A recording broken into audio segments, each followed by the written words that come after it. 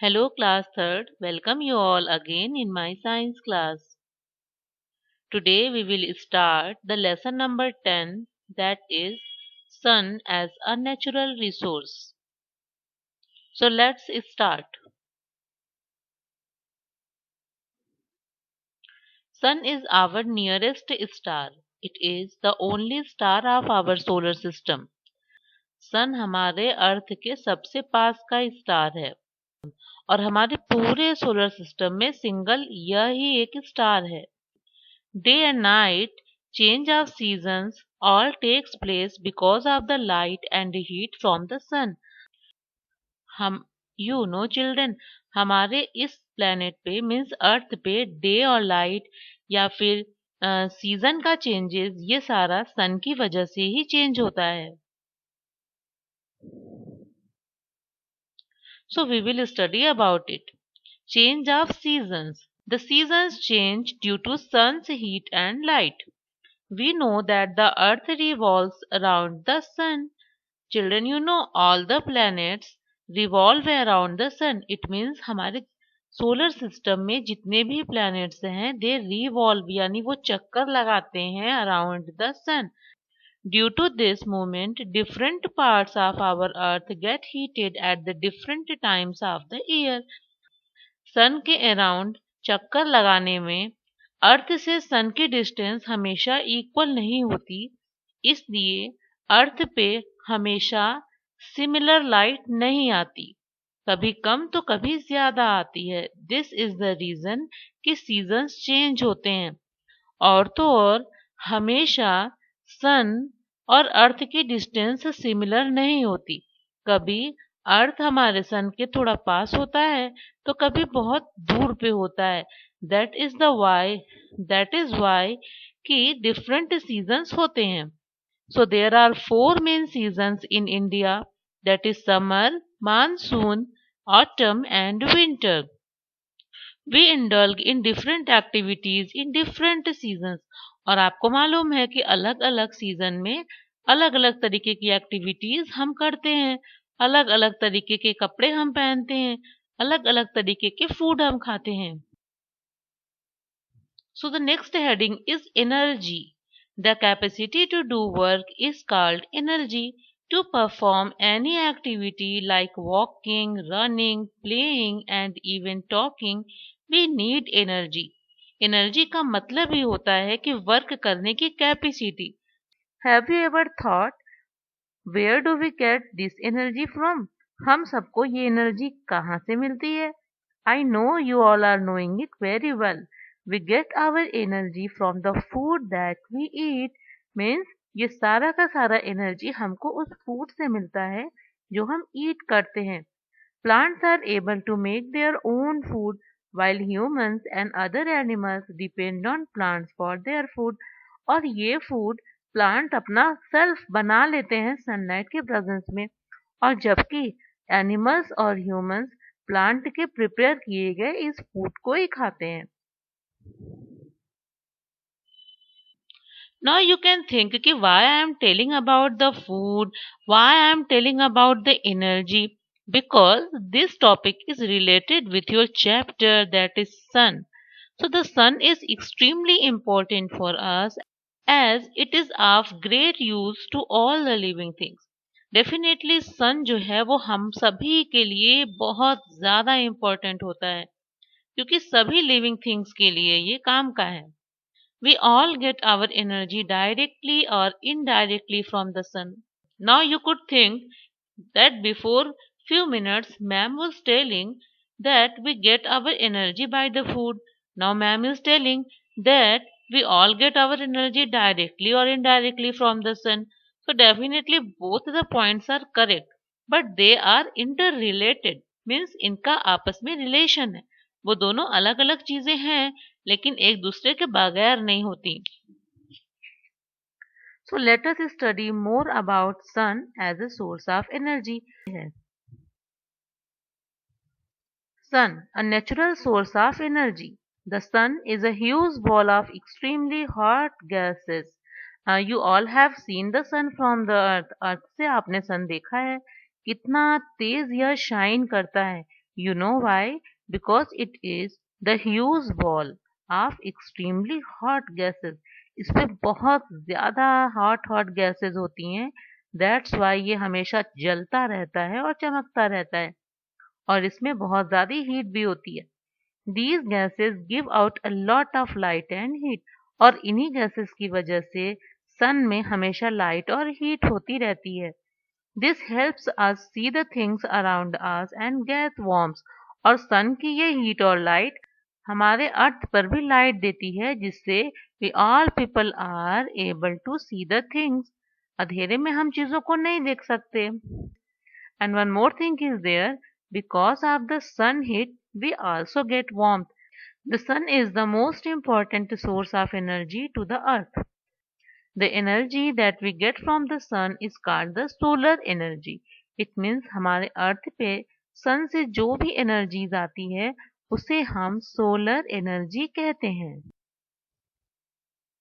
Now we will study about the uses of solar energy. It means अब हम यह पढ़ेंगे सोलर एनर्जी का यूज कहाँ कहाँ होता है. So first is sun, source of light and energy to plant. We have learnt earlier that plants make their own food with the help of water and carbon dioxide in the presence of sunlight through the process of photosynthesis. Sunlight is very essential for the plant. So definitely सन की light plant के लिए बहुत ज़रूरी है, क्योंकि जब तक plant को सनलाइट नहीं मिलती, they are unable to do photosynthesis. They cannot perform photosynthesis in the absence of sunlight and will die. तो जब वो photosynthesis नहीं कर पाएंगे, अपने फूड प्रिपरेशन नहीं कर पाएंगे, तो उनको एनर्जी भी प्रोवाइड नहीं होगी and finally they will die. It means अगर सन नहीं होगा तो प्लांट डाई हो जाएंगे. The plants are directly dependent on sunlight for their life and growth. So हम कह सकते हैं कि प्लांट्स जो है वो सीधे ही सनलाइट पर अपनी लाइफ के लिए डिपेंड होते हैं. Now we will study that how the animals depend on the sun. So children, since all animals depend on plants for their food, they too will die in the absence of plant. अब हम सारे के सारे humans और सारे के सारे animals जिंदा रहने के लिए या तो प्लांट्स का प्रोडक्ट खाते हैं या फिर जो लोग कार्निवोरस होते हैं वो एनिमल का प्रोडक्ट खाते हैं. सो जब प्लांट ही नहीं रहेंगे सो वो एनिमल्स कैसे रहेंगे जो हर्बीवोरस होते हैं. नाउ यू कैन थिंक कि तब तो कार्निवोरस बहुत आराम से रहेंगे, but no, again it is not correct. Because जो ह्यूमंस या एनिमल्स एनिमल प्रोडक्ट खा करके जिंदा रहते हैं, जब एनिमल ही नहीं रहेगा तो उनको फूड कैसे मिलेगा. So we can tell that all the animals are indirectly dependent on the sun. Other uses of solar energy. Solar energy का सबसे मेन रोल फोटोसिंथेसिस में होता है, but it does not mean कि सिर्फ वही एक वर्क होता है. There are other uses also. So let's study. We use solar energy in our day to day life. We dry our clothes in the सन. हम सोलर एनर्जी का use her रोज अपनी life में डिफरेंट टाइप से करते हैं. जैसे हम अपने क्लोथ को सन में ड्राई करते हैं. The harvested grains are dried in the sunlight. After the rains the ground dries up in the sun. और जब बरसात होती है, बारिश के बाद जब हमारी सारी ग्राउंड वेट हो जाती है, मीन्स भीग जाती है, तो सन की लाइट से ही और सन की हीट से ही वो स्लोली ड्राई हो जाती है. सो सन की लाइट कितनी इंपॉर्टेंट है. Now we will study about the solar cooker. You can say that solar cooker is a cooker which is used to cook the food but by the energy of sun. It means solar cooker एक ऐसा pot होता है जो सन की energy का use करके food prepare करता है. इट मीन्स अगर हम इस पॉट के अंदर फूड पकाना चाहें तो उसके लिए हमें कुकर को किसी गैस पे रखने की ज़रूरत नहीं होगी, बल्कि वो सनलाइट में रहने से ही अपने अंदर फूड प्रिपेयर कर देगा। A solar geyser uses the solar energy to heat water. You know, children, that what is the meaning of geyser? Geyser is the machine which is used to heat the water in cold season. ठंड के दिनों में पानी को गर्म करने के लिए गीजर का यूज होता है। Most of the houses are having the electronic geyser. बिजली से चलने वाले गीजर अधिकतर घरों में यूज होते हैं। बट इलेक्ट्रॉनिक गीजर से इलेक्ट्रिसिटी खर्च होती है। अब मार्केट में इलेक्ट्रॉनिक गीजर के साथ साथ सोलर गीजर भी अवेलेबल होता है। सो अगर कोई सोलर गीजर का यूज करता है तो सन की लाइट की एनर्जी से सोलर गीजर वर्क करता है। सोलर एनर्जी को लेकर उससे यह वाटर को हीट कर देता है और उस वाटर का यूज हम अपने अकॉर्डिंग कर सकते हैं। Solar energy is also used to produce electricity. इसके अलावा सूरज की रोशनी, सूरज की एनर्जी का यूज हम इलेक्ट्रिसिटी को प्रोड्यूस करने के लिए भी करते हैं। You can see in the picture that is the solar panel. It is now very common in every cities and villages. अब बहुत से लोग अपने घर पे, अपनी छतों पर इस तरीके का पैनल लगवाते हैं। A special solar panel is used for this. The solar panel consists of many small solar cells. Solar panel के अंदर छोटी छोटी बहुत सारी सोलर सेल्स होती हैं।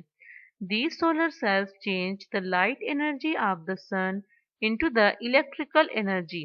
और क्योंकि ये पैनल, ये सेल्स हमेशा धूप में होती हैं, मीन्स खुली जगह पे रहती हैं, तो इन पे जब भी डे टाइम में सन की लाइट फॉल होती है तो ये सोलर पैनल सन की लाइट एनर्जी को लेके उसे इलेक्ट्रिकल एनर्जी में कन्वर्ट कर देते हैं। हम इस इलेक्ट्रिकल एनर्जी का यूज अपने घर में लाइट फैन के लिए कर सकते हैं।